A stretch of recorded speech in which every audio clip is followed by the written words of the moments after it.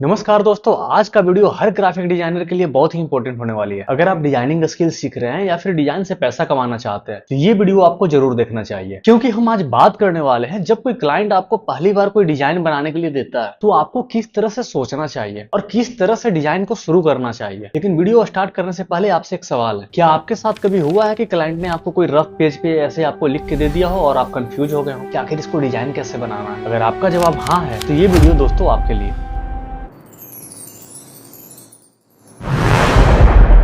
नमस्कार दोस्तों, स्वागत है आपका हमारे इस YouTube channel pixel with print में।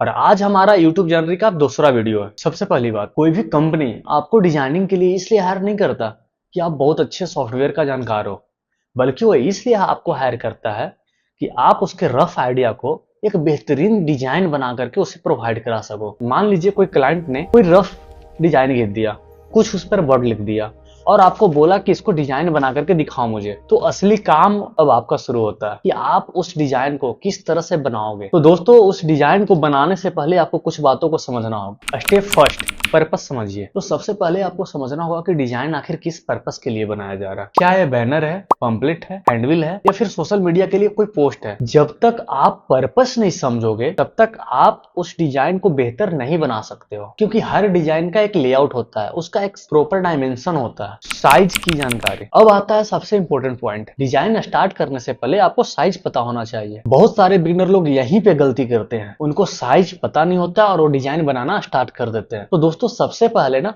आप क्लाइंट से उसका साइज पूछिए। आप उनसे पूछिए कि इस बैनर का साइज क्या है, इस डिजाइन का साइज क्या है। साइज इस प्रकार से हो सकता है 4x3, 8x4, 10x5, 4x3। आप उससे लेंथ और ब्रेथ दोनों पूछिए। लेंथ इस तरह से, ब्रेथ इस तरह से, मतलब उनसे आपको प्रॉपर पूछना होगा कि इस तरह से हाइट, यानी कि हाइट। बहुत सारे कस्टमर आपको कंफ्यूज भी कर सकते हैं, वो बोल देंगे कि 3x4।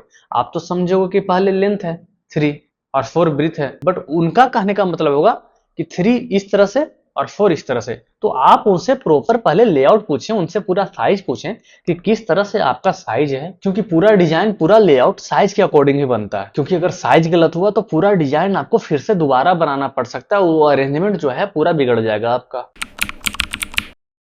अब क्लाइंट के दिए हुए मैटर को आपको ध्यान से पढ़ना होगा। ये मत सोचिए कि आपको बस कॉपी पेस्ट कर देना है। मान लीजिए कि वो अपना यहाँ पे नाम लिखा है, यहाँ पे बोल्ड, मतलब वो थोड़ा सा बड़ा साइज में लिख दिया अपना शॉप का नाम, यहाँ पे एड्रेस लिख दिया, यहाँ पे मोबाइल नंबर लिख दिया और लिख दिया कि हमारे यहाँ फलाना फलाना फलाना होता है। तो आपको जस्ट जो अरेंजमेंट वो लिखा है उसी अरेंजमेंट को कॉपी पेस्ट नहीं कर देना है, बल्कि आपको उस मैटर को ध्यान से पढ़ना है। मैटर पढ़ने से आपको पता चलेगा कि क्या इंपॉर्टेंट इंफॉर्मेशन है, क्या टाइटल है, सब हेडलाइन क्या है, इसका डेट, टाइम, वेन्यू, और कौन सा इंफॉर्मेशन आपको सबसे पहला दिखाना है, किस फॉन्ट को बोल्ड लिखना है, कहाँ पे कौन सा टेक्स्ट लिखना है, ये आपको उसके मैटर पढ़ने से पता चलेगा। और प्रोफेशनल डिजाइनर सबसे पहले कोई भी मैटर को पढ़ता है, उसे समझता है, उसके बाद वो डिजाइन बनाना स्टार्ट करता है। इस रूल को दोस्तों आपको फॉलो करना होगा। अब डिसाइड कीजिए कि डिजाइन में सबसे पहले आपको क्या दिखाना है। क्या इवेंट का नाम है, क्या ऑफर है, क्या ऑर्गेनाइजेशन का नाम है, क्या इंपॉर्टेंट मैसेज है, और कौन सा चीज, मतलब कौन सा उसका मैटर। कुछ ऐसा लिखो, जैसे बहुत सारे लोग ऑफर कुछ लिखते हैं, किसको हाईलाइट करना है, किसको बोल्ड करना है, किसको नॉर्मल लेटर में लिखना है, किसको कहां पर अरेंज करना है। डिजाइन के लैंग्वेज में इसको विजुअल सीक्वेंस कहते हैं। अब बात करते हैं दोस्तों फॉन्ट की। बहुत सारे नया डिजाइनर ऐसे आते हैं जो कि मतलब हर टेक्स्ट को अलग अलग फॉन्ट से लिखते हैं। मतलब एक डिजाइन बनाने में वो करीबन 10-15 फॉन्ट यूज कर लेते हैं और उस डिजाइन को वो खराब कर देते हैं। आप याद रखिए, प्रोफेशनल डिजाइन बनाने के लिए 2-3 फॉन्ट आपको काफी है। आपको 2-3 फॉन्ट से ज्यादा फॉन्ट यूज ही नहीं करना है। और आपको ये भी समझना होगा कि जो बैनर आप बना रहे हो वो बैनर आखिर है किसका। अगर गवर्नमेंट बैनर है तो आपको रीडेबल फॉन्ट यूज करना होगा, नीट एंड क्लीन बनाना होगा डिजाइन को, ज्यादा उसमें शैडो वगैरह ये सब नहीं देना होगा। अगर पॉलिटिकल बैनर है तो बोल्ड फॉन्ट आपको यूज करना होगा। अगर स्कूल या कोई एजुकेशनल डिजाइन है तो उसमें आपको प्रोफेशनल फॉन्ट यूज करना होगा। और सबसे इंपॉर्टेंट बात, फॉन्ट स्टाइलिश होने से ज्यादा रीडेबल फॉन्ट यूज करें। बहुत सारे नए नए डिजाइनर आते हैं और वो मतलब फॉन्ट, कर्सिव फॉन्ट अगर कस्टमर बोला तो कर्सिव की जगह पे ऐसा कर्सिव लिखते को रीडेबल ही नहीं है। तो मतलब स्टाइलिश होने के साथ साथ फॉन्ट रीडेबल भी होना बहुत इंपॉर्टेंट रखता है डिजाइनिंग के लिए। अब आता है कलर कॉम्बिनेशन। दोस्तों, कलर ही डिजाइन को ना अट्रैक्टिव बनाता है। आपको कौन सा कलर यूज करना है, कहां पर कौन सा कलर यूज करना है, कौन से फॉन्ट में कौन सा कलर यूज करना है, सारा डिपेंड करता है कि वो मैटर किस चीज का है। अब आपको उस मैटर को पढ़ने से समझ में आएगा कि वो मैटर आखिर कोई गवर्नमेंट बैनर है तो गवर्नमेंट बैनर है तो किस तरह का आपको कलर यूज करना है, कोई पॉलिटिकल बैनर है तो पॉलिटिकल बैनर है तो किस तरह का कलर यूज करना है। अगर बात कर रहे हैं कि कोई पॉलिटिक्स का बैनर है और वो बैनर आरजेडी पार्टी का है, तो आपको आरजेडी पार्टी का है तो उस पार्टी के अनुसार आपको कलर यूज करना है। कोई बीजेपी पार्टी का है तो उस पार्टी के अनुसार आपको उस कलर को यूज करना है। बीजेपी है तो आपको भगवा कलर यूज करना होगा, आरजेडी पार्टी है तो आपको ग्रीन कलर का यूज करना होगा। आप अगर आरजेडी का कोई पार्टी का बैनर बना रहे हो और आप भगवा कलर यूज कर रहे हो, आप ऑरेंज कलर यूज कर रहे हो, आप रेड कलर यूज कर रहे हो, तो वो बैनर आपका रिजेक्ट हो जाएगा। तो सबसे पहले चीज है कि आपको समझना होगा कि जो बैनर आप बना रहे हो वो बैनर आखिर किस चीज का है, आखिर उसका मैटर क्या है। उसी प्रकार से अगर आप गवर्नमेंट बैनर बना रहे हो तो आपको उसमें वार्म कलर यानी कि लाइट कलर थोड़ा सा यूज करना होगा। आपको उसको फॉन्ट का भी कलर एकदम प्रोफेशनल कलर आपको यूज करना होगा। अगर आप किसी इन्वायरमेंट का बैनर बना रहे हो, इन्वायरमेंट डे से संबंधित कोई बैनर बना रहे हो, तो आपको ग्रीन कलर यूज करना होगा, मतलब पेड़ पौधा इस तरह का कलर, कुछ ग्रीन कलर यूज आपको करना होगा। अगर आप एजुकेशनल बैनर बना रहे हो या फिर कोई डॉक्टर वगैरह का बैनर बना रहे हो तो आपको प्रोफेशनल कलर यूज करना होगा। आप ब्लू कलर भी यूज कर सकते हो। दोस्तों कलर आपको ऐसा चूज करना होता है जो कि डिजाइन को सपोर्ट करे, उसके थीम को सपोर्ट करे।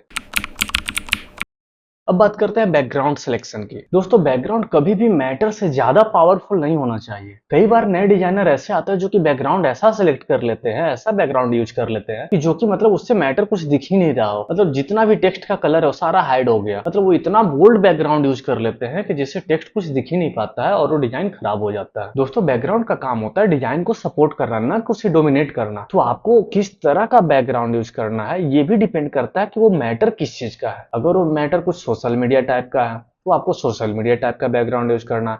अगर वो मैटर कोई इन्वायरमेंट डे का है तो कुछ उसका आपको नेचुरल बैकग्राउंड यूज करना है। अगर वो बैनर किसी पॉलिटिकल पार्टी का है तो आपको उस पॉलिटिकल पार्टी के कलर के अनुसार बैकग्राउंड यूज करना है। What's image you used in background, it's all depend on your matter. जिस प्रकार का मैटर रहेगा उस प्रकार का डिजाइन रहेगा।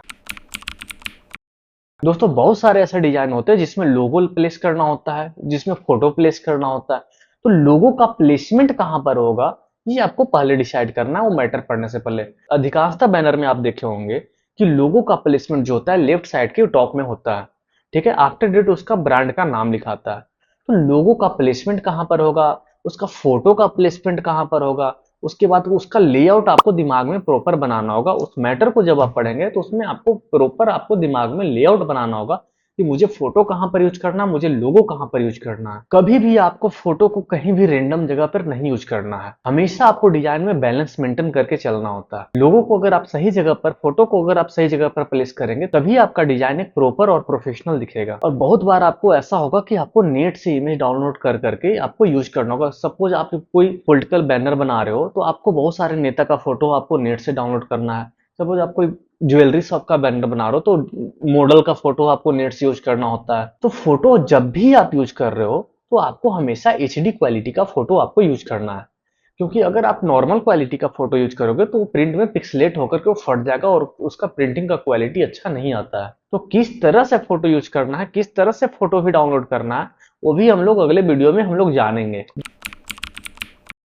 दोस्तों प्रोफेशनल डिजाइन और नॉर्मल डिजाइन में सबसे बड़ा अंतर अगर कुछ का होता है तो वो होता है अलाइनमेंट का। नया और फ्रेशर डिजाइनर जब भी कोई डिजाइन बनाता है तो सबसे पहले फॉन्ट को यहां से लिखेगा, फिर अगला फॉन्ट को यहां लिखेगा। अगर मान लेते हैं कि दो फॉन्ट मुझे इधर प्रोप्राइटर नेम इधर मोबाइल नंबर लिखना है, जो प्रोफेशनल डिजाइनर होगा वो प्रॉपर अलाइन करके लिखेगा, दोनों का जो अलाइनमेंट होगा वो प्रॉपर होगा। बट जो नया डिजाइनर आता है फॉन्ट को इसको छोटा, इसको नीचे, इसको हल्का सा ऊपर, इसको फॉन्ट का बड़ा। तो ये सब चीजें आपको अलाइनमेंट को जानना होगा, किस तरह से अलाइन करते हैं इमेज को, किस तरह से क्या करते हैं। तो हमेशा जब भी डिजाइन बनाए तो हमेशा उसको प्रॉपर अलाइन करके बनाए ताकि वो प्रोफेशनल दिखे। अब बात करते हैं डिजाइन की फाइनल चेकिंग की। तो दोस्तों डिजाइन जब कंप्लीट हो जाए तो एक बार उस मैटर को आपको पूरी तरह से पढ़ लेना है। अगर क्लाइंट आपके साथ बैठा हो तो आप क्लाइंट को भी बोलिए कि हाँ सर आपका बैनर रेडी हो चुका है, आप इसको एक बार प्रॉपर मिला लीजिए। क्योंकि बहुत बार ऐसा हुआ है कि आप टाइप किया हो उसका नंबर गलत टाइप हो गया, बहुत बार ऐसा हुआ कि कोई मीनिंग मिस्टेक टाइप हो गया। तो प्रॉपर अगर कोई डिजाइन हिंदी में है तो उसका हर सही दीर्घई की मात्रा, या फिर कोई इंग्लिश में है तो उसका हर एक मीनिंग मिस्टेक है उसको आपको प्रॉपर मिलाना होगा। क्योंकि दोस्तों एक छोटी सी मिस्टेक वो पूरा बैनर खराब कर सकती है। तो सबसे पहले जब भी आपका डिजाइन बने तो उसको प्रिंट से पहले आपको एक बार उसको क्रॉस चेक करवा लेना है, खुद से भी और क्लाइंट से भी। तो दोस्तों अब आप समझ चुके होंगे कि एक प्रॉपर डिजाइन बनाने के लिए कितनी प्लानिंग और कितनी थिंकिंग करनी पड़ती है। तो आज का वीडियो में हम आपको सिर्फ कंप्लीट रोड मैप बताए हैं, लेकिन हर स्टेप अपने आप में एक बड़ा टॉपिक है, जैसे font selection, colour theory, visual sequence, alignment, background selection, photo download. इसलिए अगर आप ग्राफिक डिजाइन को प्रोफेशनल लेवल पर सीखना चाहते हैं तो इस चैनल को सब्सक्राइब करके रखिए, क्योंकि आने वाला वीडियोज में हम हर एक टॉपिक को डिटेल्स में कवर करेंगे। तो दोस्तों याद रखिए, डिजाइन सिर्फ सॉफ्टवेयर चलाना नहीं है, बल्कि डिजाइन एक सोचने की कला है। जितनी अच्छी आपकी थिंकिंग होगी उतना ही प्रोफेशनल आपका डिजाइन होगा। दोस्तों अगर वीडियो आपको पसंद आया है तो इस वीडियो को लाइक कीजिए, अपने दोस्तों के साथ शेयर कीजिए और इस चैनल को सब्सक्राइब कीजिए और बेल आइकन दबाइए ताकि हर एक वीडियो का नोटिफिकेशन आपको सबसे पहले मिले। तो मिलते हैं नेक्स्ट वीडियो में, तब तक के लिए धन्यवाद। Good night.